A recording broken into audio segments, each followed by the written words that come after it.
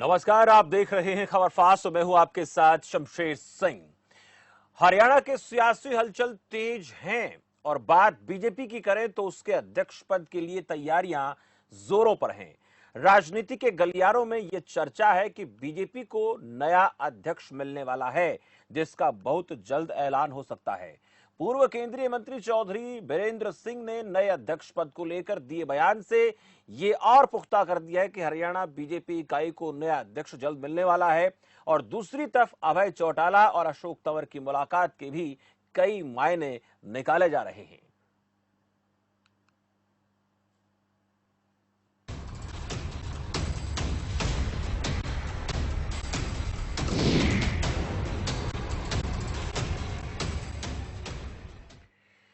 पूर्व केंद्रीय मंत्री चौधरी बीरेंद्र सिंह की माने तो जल्द ही हरियाणा बीजेपी के नए अध्यक्ष का ऐलान होगा। और दिल्ली में सीएम मनोहर लाल से मुलाकात के बाद चौधरी बीरेंद्र सिंह ने तो नए प्रदेश अध्यक्ष को लेकर सीएम को अपनी पसंद भी बता दी है।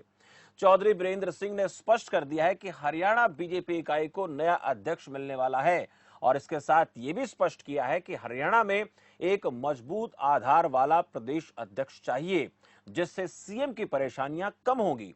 बुधवार को मुख्यमंत्री मनोहर लाल जब नए अध्यक्ष पद पर अंतिम मोहर लगवाने के लिए दिल्ली आए तो उन्होंने पूर्व केंद्रीय मंत्री बीरेंद्र सिंह से 1 घंटे तक विचार विमर्श किया। बीजेपी की कोशिश है कि एक ऐसे नेता को प्रदेश अध्यक्ष बनाया जाए जो सर्वमान्य होना चाहिए, यानी सबको स्वीकार हो।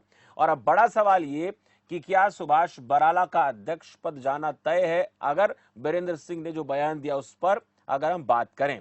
वही अगर तय है तो फिर नए अध्यक्ष पद के लिए बीजेपी क्या समीकरण बना रही, यानी किसको अध्यक्ष बनाएगी और उसके लिए कौन कौन से समीकरण साधने की कोशिश करेगी, बड़ा सवाल है। दूसरी तरफ इनेलो नेता अभय चौटाला और अशोक तंवर की मुलाकात हुई है, उसका क्या राजनीतिक अर्थ निकाला जाए, यह बड़ा महत्वपूर्ण है। और अध्यक्ष पद के पीछे जातिगत समीकरणों को साधने की लगातार कोशिश रहती है सभी राजनीतिक पार्टियों की तरफ से। तो बीजेपी इस पर कितना फोकस करके चल रही है, तमाम वो सवाल हैं जिनको लेकर आज हम बातचीत करने वाले हैं। हमारे साथ कुछ मेहमान जुड़ेंगे, लेकिन इस बीच कांग्रेस से बजरंग दास गर्ज सीधे जुड़ गए हैं। बजरंग दास जी, बहुत बहुत स्वागत है। और राजेश कश्यप जी, वरिष्ठ पत्रकार राजेश कश्यप जी, आपका बहुत बहुत स्वागत है। हमारे साथ इनेलो के भी प्रवक्ता जुड़ेंगे और बीजेपी से प्रवक्ता भी जुड़ेंगे। लेकिन पहले मैं राजेश कश्यप जी आपसे जान लेते हैं, थोड़ी चर्चा करेंगे कि जिस तरह से बीजेपी के अध्यक्ष पद को लेकर बातें हो रही हैं, आपको क्या लगता है नया अध्यक्ष पद मिलने वाला है? और जो बीरेंद्र सिंह ने कहा कि मजबूत होना चाहिए, तो क्या जो पहले वाले अध्यक्ष पद नहीं, वर्तमान में जो अध्यक्ष हैं वो कमजोर रहे हैं क्या? जी शमशेर जी, असल में इस जो बयान के नजरिए से देखें तो उन्होंने एक इशारा कर दिया है। और बाकी जो एक राजनीतिक हलचल मची हुई है, एक राजनीतिक सुगबुगाहट है हरियाणा में, उसमें ये देखा जा रहा है कि इस वक्त पकड़ कांग्रेस में भूपेंद्र सिंह हुड्डा जी की है और जाट नेता के तौर पर चाहते हैं बीजेपी की तरफ से भी अध्यक्ष आए। अगर जाट नेता जाटों को साधने के लिए, और क्योंकि जो समीकरण बन रहे हैं उसके हिसाब से ये लग रहा है कि कांग्रेस को टक्कर देनी है, यानी कि भूपेंद्र सिंह हुड्डा जी को टक्कर देनी है तो एक अध्यक्ष होना चाहिए जो कि जाट बरादरी से हो, ऐसा हाल फिलहाल समीकरण लग रहा है। हालांकि जो भी नया अध्यक्ष होगा उसके सामने बहुत सारी चुनौतियां होंगी, और क्योंकि इस वक्त जो गठबंधन है हरियाणा में, उसके सामने कई चुनौतियां अभी हाल फिलहाल चल रही हैं और आगे आने वाले समय में भी हैं, क्योंकि बहुत सारी उम्मीदों के साथ बीजेपी को दोबारा से सत्ता मिली है। अब इस दौरान जो भी नया अध्यक्ष होगा, हालांकि कोशिश ये लग रही है मुझे बीजेपी की तरफ से, शायद कोई जाट नेता ही अध्यक्ष होगा और उसी के हिसाब से आगे की ये प्लानिंग करने की तैयारी चल रही है। जी समझे। अच्छा कश्यप साहब, जाट नेता को लेकर आपसे बात करूं, ऐसा कोई नेता आपको नजर आता है कि सभी लोगों में उसकी स्वीकार्यता हो, सब लोग उसको माने, चाहे वो पार्टी के बड़े पदाधिकारी हैं, पार्टी के छोटे पदाधिकारी, और केंद्रीय कमान भी उससे सहमत हो? आपको लगता है ऐसे कुछ नेताओं के नाम, आपको ऐसा आभास होता है कि ये वो लोग हैं जिनकी स्वीकार्यता है, सर्वमान्य स्वीकार्यता? क्योंकि बीजेपी ये चाहेगी कि चाहे भूपेंद्र सिंह हुड्डा की बात करें, दुष्यंत चौटाला की बात करें, अगर उनका मुकाबले में कोई बड़ा इनको पद देना है तो ऐसे किसी ये नाम पर विचार कर सकते हैं या विचार हो गया होगा? जी जी बिल्कुल शमशेर जी सही कह रहे हैं। प्लानिंग तो चल रही है और पहले ही लगभग तय कर लिया गया होगा कि किसको हमने नया अध्यक्ष बनाना है। लेकिन अगर समीकरणों के हिसाब से देखें तो जो अभी तक का तजुर्बा रहा, अनुभव रहा है हरियाणा में या बीजेपी का देश में, वो अप्रत्याशित होता है, हर मामले में प्रत्याशित ही है। अभी जो नाम सामने आते हैं वो हालांकि सर्वमान्य तो कोई नहीं, लेकिन जो एक ऊपर से जो एक आदेश आते हैं वो उसी के हिसाब से सभी को वो स्वीकार्य हो जाते हैं। लेकिन कोशिश अपनी तरफ से सभी नेताओं की, खासकर जाट नेताओं की, चाहे ओम प्रकाश धनखड़ हो, चाहे कैप्टन अभिमन्यु जी हो, चाहे वीरेंद्र सिंह जी हो, तो कोई भी हो, तो हर किसी जाट नेता को ये लग रहा है कि शायद इस वक्त हरियाणा का कानून के हाथ में आ सकते हैं और वो अपने जोड़ तोड़ जरूर कर रहे होंगे। और लेकिन मुझे लगता है कि कई बार ऐसा होता है कि ज्यादातर कि प्रत्याशित होता है, शायद कल्पना भी नहीं की होगी। जैसे मुख्यमंत्री का मामला ही लीजिए, किसी को भी नहीं पता था कि श्री मनोहर लाल खट्टर जी मुख्यमंत्री हो सकते हैं। वो उसके अलावा और भी कई कदावर नेता चल रहे थे दौड़ में, वो सारा का सारा रास्ते मतलब एक हाशिए पर चले गए। लेकिन अभी हाल फिलहाल देखा जाए शमशेर जी, उसमें जाट नेताओं को प्राथमिकता देने की मुझे लग रहा है तैयारी चल रही है। बिल्कुल ऐसे तैयारी चल रही है। हालांकि बजरंग दास गर्ग जी से मैं पूछूंगा तो बीजेपी के प्रदेश अध्यक्ष पद को लेकर तो यही कहेंगे कि हमें इससे कोई लेना देना नहीं है। लेकिन अगर मैं उनसे इस तरीके से पूछूं कि आपकी पार्टी के कद्दावर नेता भूपेंद्र सिंह हुड्डा हैं, उनको चुनौती देने के लिए बीजेपी कोशिश कर रही होगी और बीजेपी ने कोशिश कर भी ली होगी, क्योंकि बीजेपी चाहती है कि भूपेंद्र सिंह हुड्डा को अगर रोकना है अगले विधानसभा चुनाव में तो हमें ऐसा प्रदेश अध्यक्ष देना पड़ेगा हरियाणा बीजेपी इकाई को जो वाकई में बड़ा नाम हो, बड़ा चेहरा हो और उनके कद का हो। बजरंग दास जी। शमशेर जी, पहले तो मैं एक बात क्लियर करना चाहता हूँ।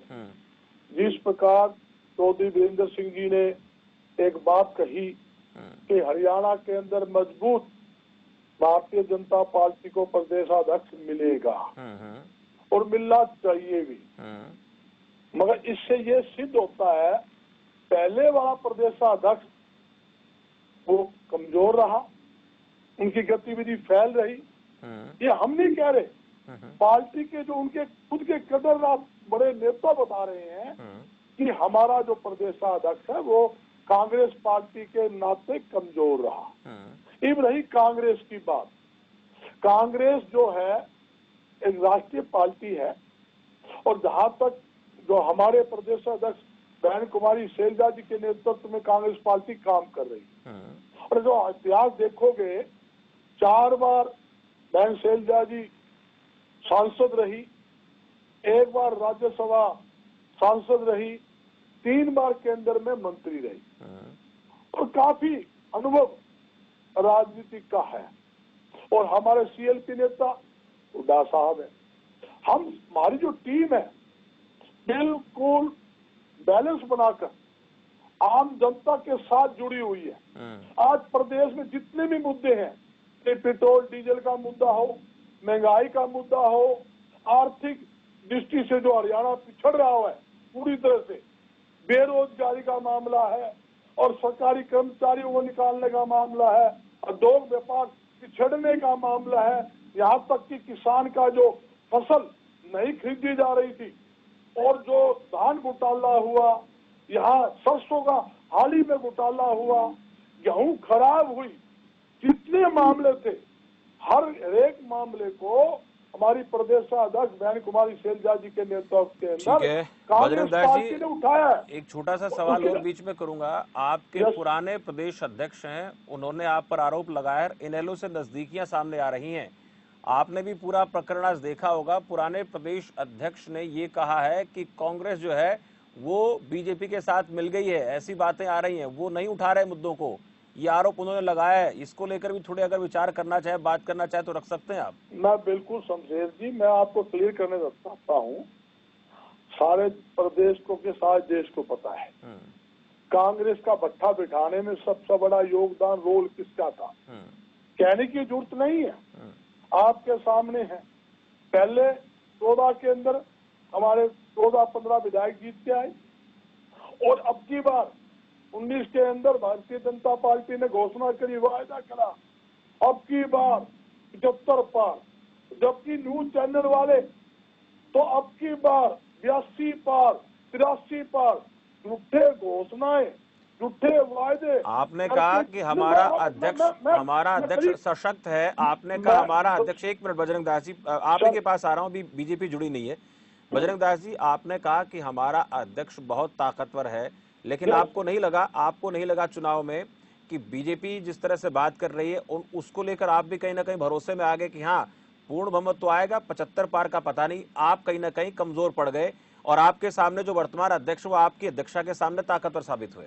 ये बिल्कुल सही बात शमशेर जी, जनता गुमराह हुई है, हम गुमराह नहीं हुए। हमें पता था, हम जो पब्लिक के बीच जाते हैं हम फील्ड के आदमी हैं, हम कोई कोठी के आदमी नहीं, एसी के आदमी नहीं है। हमने फील्ड के अंदर, मैंने खुद भी 35 साल हो गए लगातार फील्ड के अंदर रहा हूँ, 7 मुख्यमंत्रियों के साथ हमने काम किया है। हम बता देते हैं, आदमी नजर बता देते हैं आदमी वोट देगा नहीं देगा, मगर जिस प्रकार झूठे वादे, झूठे घोषणाएं बीजेपी ने की, केंद्र में भारतीय जनता पार्टी की सरकार थी, मोदी साहब के झूठे नारे, झूठे घोषणाएं, किसी पर हरियाणा के अंदर झूठे वादे किए गए, उसके अंदर जो जनता थी, जनता कहीं न कहीं झूठे नारों में फंस गई। आपके सामने 5100 रुपए बुढ़ापा पेंशन, वे कितने वायदे किए, लोगों को रोजगार देंगे। ये किसने किया? आपके साथ 5100 रुपए का वादा किसने किया? बीजेपी ने किया था।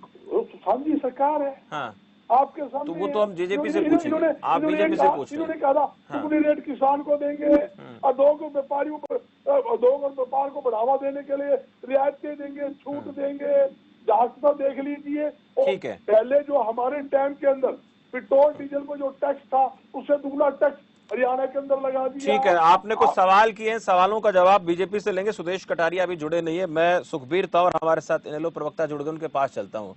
तंवर साहब, स्वागत है आपका बहुत बहुत।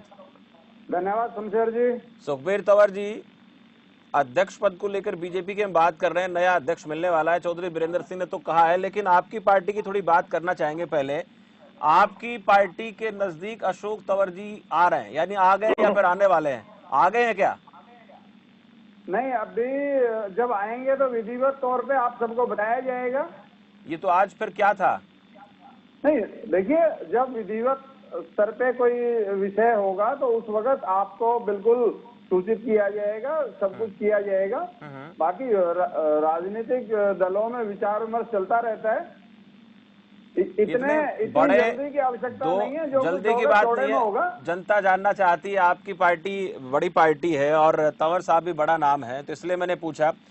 सुदेश कटारिया जी फोन लाइन पर। कटारिया साहब, आपका बहुत बहुत स्वागत है। लेकिन मैं तंवर साहब से, नमस्कार, तंवर साहब से पूछ रहा था। तंवर साहब, जो मैंने सवाल किया, कहीं ना कहीं जनता के मन में तो सुगबगाहट हो ही गई होगी ना कि अशोक तंवर और अभय चौटाला मिले हैं, बातचीत हुई है। हालांकि आप लोगों ने जो आरोप लगाए वो मुद्दा अलग, उस पर बात करेंगे, लेकिन इस तरह से जब कोई तस्वीरें सामने आती हैं तो जनता ये जानना चाहती है, आप ही की पार्टी के नेता, आप ही की पार्टी के वर्कर ये जानना चाहते हैं, प्रदेश जानना चाहता है कि ये क्या नया समीकरण है। शमशेर जी, जिस प्रकार से भारतीय जनता पार्टी का जो पहले 5 साल का, अब जो कुशासन रहा है, जनता उससे तंग आ चुकी है। और इसलिए जो आज इंडियन नेशनल लोकदल का बढ़ता हुआ जो कद है, स्तर है, और अनेक नेता जिस प्रकार से इंडियन नेशनल लोकदल में शामिल होने की इच्छा है, आपको आने वाले 3 महीने के अंदर बिल्कुल बहुत चुस्त दुरुस्त, और जिस प्रकार से इंडियन नेशनल लोकदल का अतीत में जो एक हरियाणा प्रदेश की राजनीति में सर्वोच्च स्थान रहा है, निसंदेह हम उस सर्वोच्च स्थान को, यानी ये मान लिया जाए कि आने वाले 3 महीनों के दौरान ऐसा हो सकता है कि अशोक तंवर जो इनेलो में आ सकते हैं, ये मान लिया जाए। कटारिया साहब, आपने एक मिनट, सुदेश कटारिया जी, आज हम बीजेपी के प्रदेश अध्यक्ष को लेकर बात कर रहे हैं। आप थोड़ा लेट जुड़े, लेकिन फिर भी सवाल आपसे पहले बनता था, कोई बात नहीं, अब कर लेते हैं। आपके पार्टी के एक बड़े वरिष्ठ नेता ने यह कहा कि अब हमें नया प्रदेश अध्यक्ष मिलने वाला है, हमारे मुख्यमंत्री जी के लिए बहुत आसान हो जाएगा काम करना, उनका बोझ कम हो जाएगा, ताकतवर मिलेगा। यानी पहले वाला कमजोर था क्या? कांग्रेस ये भी जानना चाहती है, जो अभी है वर्तमान में। हालांकि अभी नए बनेंगे तब देखेंगे। जो अब की बात हम कर रहे बराला साहब की, क्या वो कमजोर है क्या? देखिए शमशेर जी, सबसे पहले तो मैं आपको बता दूं, भारतीय जनता पार्टी लोकतांत्रिक पार्टी है। यहाँ प्रदेश, ये हम जानते हैं सर, सारी पार्टियां लोकतांत्रिक पार्टियां हैं, लेकिन हाँ, ये जो अभी मेरे भाई बात कर रहे थे, लोकतांत्रिक कहाँ है मेरे भाई? हाँ, यहाँ तो एक व्यक्ति की गलती है, ये तो बुझा हुआ दिया है। हाँ, 1-1 0 है, सुखबीर तंवर बता नहीं पाई जी। मैं आपको बता दूं, भारतीय जनता पार्टी कार्यकर्ताओं के आधार पर पूरे प्रदेश में नहीं, देश की सबसे बड़ी पार्टी है। और यहाँ का सबकी रायशुमारी ली जाती है। पिछले 6 महीने के अंतराल में जिस प्रकार से आम कार्यकर्ताओं से हमने रायशुमारी ली, हमने बूथ स्तर के कार्यकर्ताओं से रायशुमारी ली, उसके बाद हमारा केंद्रीय नेतृत्व तय करता है कि प्रदेश अध्यक्ष कौन होगा। कोई भी बड़ा नेता अपनी निजी राय दे सकता है, चाहे उसमें चौधरी वीरेंद्र जी हो, चाहे चौधरी धर्मवीर जी हो, चाहे दूसरे बड़े नेता हो। हमारे पार्टी के बड़े नेता है, उनकी निजी राय हो सकती है, अपनी निजी राय कोई भी दे सकता है। बड़ा आप भी मंत्री भी दे सकते हो। पार्टी का कोई बड़ा नेता जब ऐसी बात रखता है तो सवाल खड़े हो जाते हैं। हमने बातचीत करने की उनसे भी कोशिश की थी, लेकिन कहा कि फिर कभी किसी वक्त पे बातचीत करेंगे। लेकिन आपसे मैं जानना, हाँ, दो मायने होते हैं। उन्होंने मजबूत के लिए कहा, मजबूत होना चाहिए पार्टी के लिए, इसमें कौन सी बात है। मजबूत ये भी मैंने है, इसलिए मजबूत पूछा वो कि भी। इसका मतलब कांग्रेस देखिए, पूछ रही है कि नहीं, पहले वाले कमजोर हैं क्या? कांग्रेस हाँ, कांग्रेस में कहा नाम ले रहे शमशेर जी, वहाँ माँ बेटावाद है। हाँ। वहाँ माँ और बेटा तय करते हैं। ये अच्छा। लोकतांत्रिक पार्टियां, केंद्रीय नेतृत्व तय करता है, पूरी कमेटी बैठती है। हम्म। आप इतिहास उठा के देखें, सुभाष बराला जी का युवा मोर्चा के कार्यकर्ता से शुरू होकर किसान मोर्चा के अध्यक्ष रहे, उसके बाद प्रदेश अध्यक्ष बने। अगर मुख्यमंत्री जी की बात करें, साधारण किसान का बेटा मुख्यमंत्री बना। भारतीय जनता पार्टी एक ऐसा मंच है जहाँ प्रतिभा के बल पर कोई भी आगे जा सकता है। लेकिन और दलों में सिफारिश चलती है, माँ बेटावाद चलता है, भाई भतीजावाद चलता है, हर एक व्यक्ति की चलती है। अगर इनेलो की बात करें तो अभय चौटाला, दैट्स ऑल, खत्म। अगर कांग्रेस की बात करें, सोनिया गांधी, राहुल गांधी, खत्म। आप भारतीय जनता पार्टी में एक नाम बता दें, उसके बाद खत्म। केंद्रीय नेतृत्व तय करता है कि प्रदेश अध्यक्ष कौन बनेगा, राष्ट्रीय अध्यक्ष कौन बनेगा, प्रदेश महामंत्री कौन बनेगा।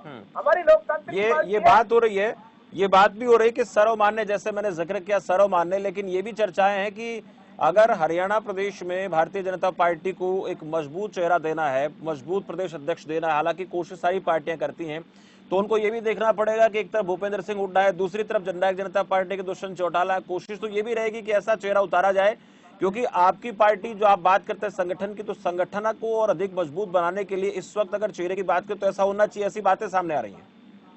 नहीं, ऐसा नहीं है शमशेर जी। आप पिछला 5 साल का ऐतिहासिक कार्यकाल माननीय मुख्यमंत्री मनोहर लाल जी का उठा के देखिए।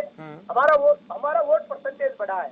लोगों का जो विश्वास है वो माननीय मुख्यमंत्री मनोहर लाल जी पर, भारतीय जनता पार्टी पर बढ़ा है। इस प्रकार की कोई कठिनाई नहीं। अगर बात भूपेंद्र सिंह हुड्डा की करें तो आज मौजूदा हालात भूपेंद्र सिंह हुड्डा की ये है, आज पीटीआई जो धरने पर बैठे हैं वे बात करते हैं हम पीटीआई को बहाल करेंगे। अगर वे सच्चे हितैषी पीटीआई के हैं, अगर वे सच्चे हितैषी कर्मचारियों के हैं, तो वे माफी मांगे गंगा में खड़े होकर, एक टांग पर खड़े होकर कि हमने गलत काम किया, जो सुप्रीम कोर्ट ने भी गलत ठहराया। क्या वो सुप्रीम कोर्ट को नहीं मानते? ठीक है। क्या वो प्रदेश की जनता का नहीं मानते? अगर वो सच्चे हितैषी उनके हैं तो उनके बीच में खड़े होकर कहें कि हमने एक घोर अपराध किया है, इसकी माफी मांगते हैं। ठीक है कश्यप साहब, ये ठीक है। ये कटारिया साहब, नाम तो देखिए हर पार्टी के नेता का लिया जाता है, वो कौन कैसा होता है उस पर बात हम बाद में करें। कश्यप साहब, मैं जानना चाहूँ आपसे, जो कटारिया साहब इस पर बात कर रहे हैं, या फिर चाहे मैं बजरंग दास जी की बात करूं या फिर हम तंवर साहब की बात करें, सभी पार्टियों की कोशिश रहती है कि जातिगत समीकरण साधे जाएं, क्योंकि राजनीति में जाति बहुत मायने रखती है, और अगर उसमें कहीं कोई पार्टी चूक कर लेती है तो उसके लिए चुनाव में, जो भी चुनाव होते हैं उसमें रिजल्ट पर बड़ा फर्क पड़ता है। अब के चुनाव की बात कर लें, जिस तरह से भारतीय जनता पार्टी कहती रही कि अब की बार 75 पार, लेकिन देखा हमने कि खुद जो प्रदेश अध्यक्ष वो चुनाव हार जाते हैं। जी जी, जो जातियों का जो घटाजोड़ है, जो भी चीजें हैं, वो पार्टी, हर पार्टी ये समीक्षा करती है कि इस जाति को कैसे बांधना है, कैसे उनको जोड़े रखना है, कैसे टूटने से बचाना है। ये प्लानिंग तो हर पार्टी करती है। लेकिन जो समीकरण है और आजकल के हालात हैं, जो जिस तरह से तेजी से समाज बदला है शमशेर जी, खासकर देहात की बात करूँ तो देहात में जितनी भी जातियां हैं वो एक अलग ही अपनी लीडरशिप में अपना खुद ही खड़ा करने लग गई है। और सर, जो पहले एक साधारण तौर पर ये होता था कि कांग्रेस के साथ ही दलित और बैकवर्ड और लगभग जुड़े हुए होते थे, और शहर में ज्यादा पकड़ बीजेपी की होती थी। लेकिन अब सारे समीकरण पलट गए हैं। अब पता नहीं किस ऊंट की करवट बैठ जाए इलेक्शन के दौरान। अब जो जितने भी पार्टी जातियां हैं, सभी ये चाहते हैं कि हमारी जो भागीदारी है वो जरूर सुनिश्चित हो, कोई भी पार्टी हो। अब जातियों में भी ये भी हो गया है कि चाहे किसी भी पार्टी में से वो लीडरशिप मिल जाए या भागीदारी मिल जाए तो हाँ, पूरा समाज उसका साथ देगा। तो इस तरह से मतलब ये प्लानिंग या जो स्ट्रेटजी है वो जातिगत तौर पर भी होने लग रही है। अब जब हम यहाँ पर हरियाणा की बात करें तो ज्यादातर कांग्रेस का जो पकड़ है वो बैकवर्ड पे और दलितों पे ज्यादा है, और जाट तो है ही है किसान बिरादरी के उसमें ज्यादातर। तो उस मामले में देखा जाए तो बीजेपी की तरफ से ये कोशिश हो रही है कि गाँव में धीरे धीरे घुसपैठ करें, धीरे धीरे अपना वोट बैंक बढ़ाएं, और इसमें कहीं न कहीं कामयाबी मिली है। और उस कामयाबी के पीछे मोदी जी की जो रणनीति थी, जो उनकी सोच थी, जो वो समझाना चाह रहे थे वो था। बहुत सारे वायदे किए थे, बहुत सारे नारे दिए गए थे, और क्योंकि विकल्प नहीं था और कांग्रेस को घोटालों के रूप में जो भी जिस तरह से छवि पेश करके ये दिखाया गया कि बीजेपी ही भला कर सकती है, किसानों की आय दोगुना कर सकती है, बेरोजगारी को कर सकती है, महंगाई कम कर सकती है, युवाओं के लिए बहुत कुछ कर सकती है, जिस तरह से एक बेटी बचाओ बेटी पढ़ाओ का अभियान का शुरू किया था, ऐसे ही पहले 5 साल में तो ये चला था। तो फिर उसके बाद ये कोशिश हो गई थी कि 70 साल हमने कांग्रेस से देख लिए थे, घोटाले पे घोटाले आए, जो सोशल मीडिया जो एक्टिव हुई बीजेपी की, उसने भी बहुत नुकसान पहुंचाया कांग्रेस को। तो अब इस असमंजस की स्थिति में जब कहते हैं ना जनता गुमराह हो गई है, जनता गुमराह नहीं हुई है, कंफ्यूज नहीं हुई है, जनता के सामने विकल्प नहीं है। विकल्प ये होता है कि उसके बराबर में मजबूत कौन हो। जैसे दिल्ली में केजरीवाल जी है, केजरीवाल जी ने जो आयुष्मान योजना की जिस तरह से रद्दिया उड़ाई बीजेपी की, कि हम जो योजना लेकर आए हैं वो ज्यादा बेहतर है या जो बीजेपी लागू कर रही है वो बेहतर है, तो उसमें दोबारा फिर जनता ने उनको चुना। हालांकि उन पर आरोप लगा कि भाई फ्री का ऐसा करके किया। हर पार्टी वायदा करती है, और जेजेपी हो, कांग्रेस हो, बीजेपी हो, सभी ने बहुत लंबे चौड़े वायदे किए थे।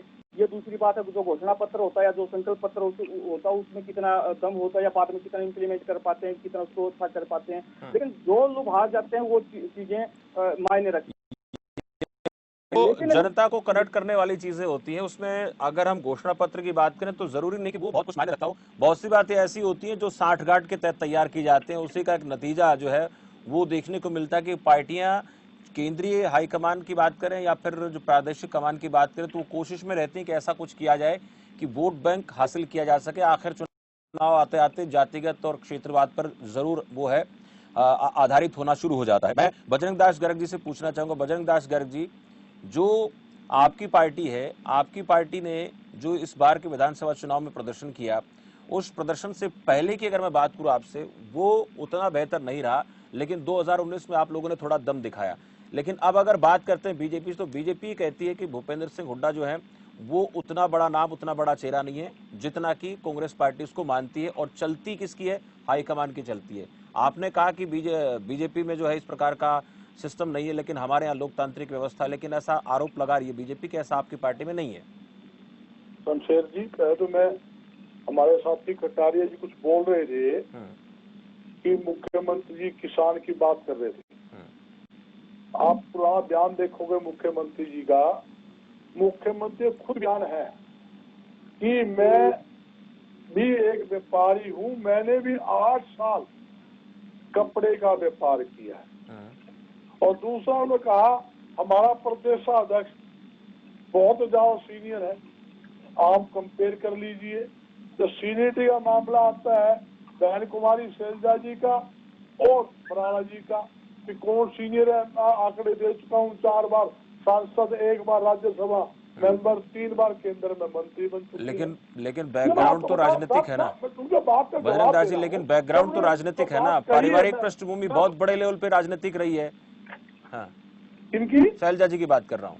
हाँ, बड़े नेता, बड़ी केंद्र की राजनीतिक रही है, यहाँ की स्टेट की राजनीति। मैं फैमिली बैकग्राउंड की बात करूँ तो भी, फैमिली बैकग्राउंड की बात करूँ तो भी, परिवार की बात करूँ तो भी, फैमिली बैकग्राउंड की बात। हाँ, लेकिन ये कहते हैं कि हमारे सुभाष बराला तो बिल्कुल नीचे स्तर से उठकर प्रदेश अध्यक्ष बने।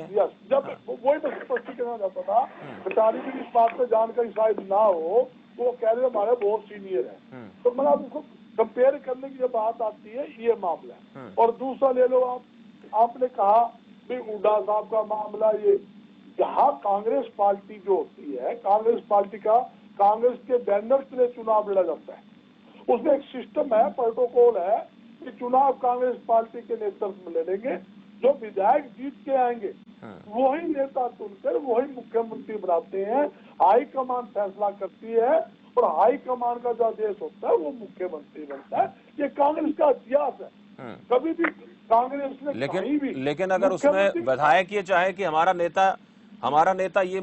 ये नेता मुख्यमंत्री बने, तो फिर उसमें हाईकमान की नहीं चलेगी क्या? उसमें हाईकमान की बिल्कुल क्या होता है अपने विधायक दल का नेता चुन लिया जाए, शमशेर जी, विधायक एक, मैं सुनो, विधायकों ने मान लिया कि हमारा नेता ये नेता है और इसी को मुख्यमंत्री बनाया जाए, तब क्या हाईकमान के आदेश की जरूरत पड़ेगी क्या? यही पूछना चाह रहा था। हाईकमान के आदेश की जरूरत पड़ेगी, हाँ, हर प्रकार से पड़ेगी।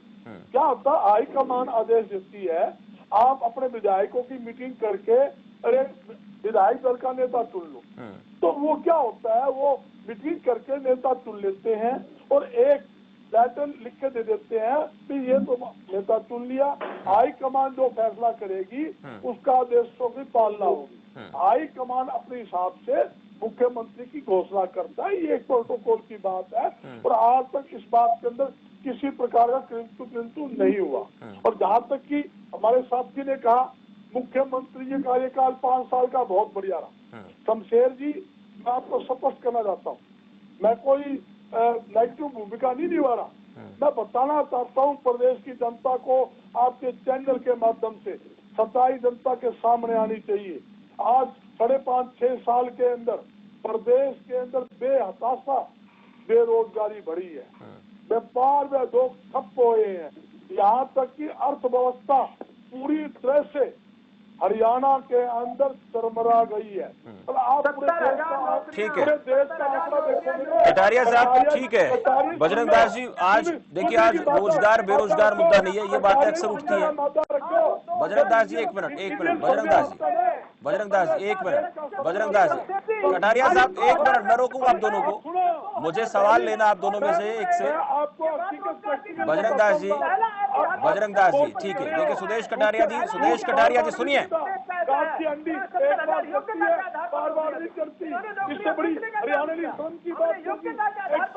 इस रोजगार को लेकर भी हम आगे चर्चा करेंगे, रोजगार के मुद्दे पर भी चर्चा करेंगे, किसने क्या काम किया और इस वक्त जो परिस्थितियां प्रदेश में चल रही हैं वो रोजगार देने को लेकर है, रोजगार छीनने को लेकर, ऐसी बातें सामने आ रही है। ठीक है बजरंग दास जी, कटारिया साहब, अगर आपस में आप दोनों इसी तरह से उलझे रहेंगे तो बात पूरी नहीं हो पाएगी। समझे? हाँ ठीक है कटारिया साहब एक मिनट, बजरंग दास जी बात आपकी पूरी हो गई। आज जो बेरोजगार का मुद्दा है, बेरोजगारी एक मुद्दा, इसके ऊपर हम लगातार चर्चा करते रहते हैं, आगे भी करेंगे। लेकिन कटारिया साहब ये सभी जानते हैं कि कोई भी राजनीतिक पार्टी, उसकी कोशिश रहती है कि सारे समीकरणों को साधा जाए, ये बात राजेश कश्यप जी भी कह रहे हैं और ये मैं भी कह रहा हूँ, कि सारी राजनीतिक पार्टियों की कोशिश रहती है, वो लोकतांत्रिक व्यवस्थाओं का हवाला तो देती है। एक मिनट बजरंग दास जी सुन तो लें, बजरंग दास जी इतना वक्त नहीं है, बजरंग दास जी की आवाज थोड़ी कम करें। कटारिया साहब क्या कहेंगे? ये सारी इन्होंने खुद एक्सेप्ट किया अभी शमशेर जी कि हमारे 2 बार सांसद रही हुई, 1 बार विधायक रही। हमारे यहाँ पर ये सिस्टम नहीं है कोई कितना बड़ा नेता हो तो वो प्रदेश अध्यक्ष बनेगा। हमारे यहाँ पर एक आम कार्यकर्ता, एक बूथ स्तर का कार्यकर्ता भी प्रदेश अध्यक्ष बन सकता है। कांग्रेस और भारतीय जनता पार्टी में ये अंतर है। अभी इन्होंने खुद आकलन करके बताया कि इतनी बड़ी नेता है, राज्यसभा मेंबर रह ली और ये मैंने पूछ लिया इनसे, कटारिया साहब मैंने सवाल कर लिया, बता रहा हूँ। हमारे यहाँ पर इस प्रकार की व्यवस्था की लोकतांत्रिक व्यवस्था है।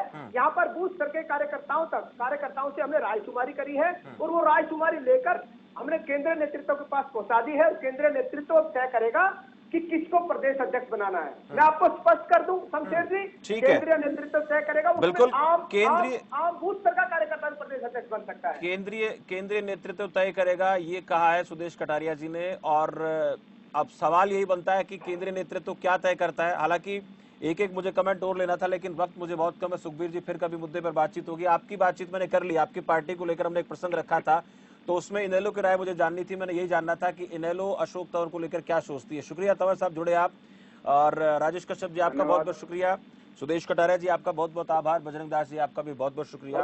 शमशेर जी बहुत धन्यवाद। चर्चा जो है वो ये थी कि जो बीजेपी के अंदर अभी एक हलचल चल रही है कि अध्यक्ष पद किसको दिया जाएगा।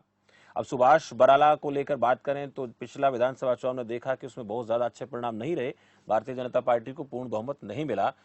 अब सुभाष बराला जी को ये कहा जाता है कि वो सीएम मनोहर लाल के नजदीकी हैं। दूसरी तरफ कुछ ऐसे बड़े चेहरे हैं जो हाईकमान के संपर्क में भी हैं, उनकी कोशिश है कि उन्हें अध्यक्ष पद दिया जाना चाहिए। लेकिन सुदेश कटारिया जी कह रहे थे कि हमारे लोकतांत्रिक व्यवस्था है, हाईकमान तय करेगी, जो राय मशवरा होगा उसके बाद तय किया जाएगा। लेकिन इतना जरूर हम मानकर चल सकते हैं कि चाहे कोई भी पार्टी क्यों न हो, वो बीजेपी है या कांग्रेस है या इनेलो या जननायक जनता पार्टी, उनकी कोशिश यही रहती है कि मुख्यमंत्री पद अगर किसी एक जाति विशेष के पास है तो उसके बाद अध्यक्ष पद किसी ऐसे व्यक्ति के पास होना चाहिए जिससे दूसरी जातियों में भी एक सर्वमान्य सिस्टम बने।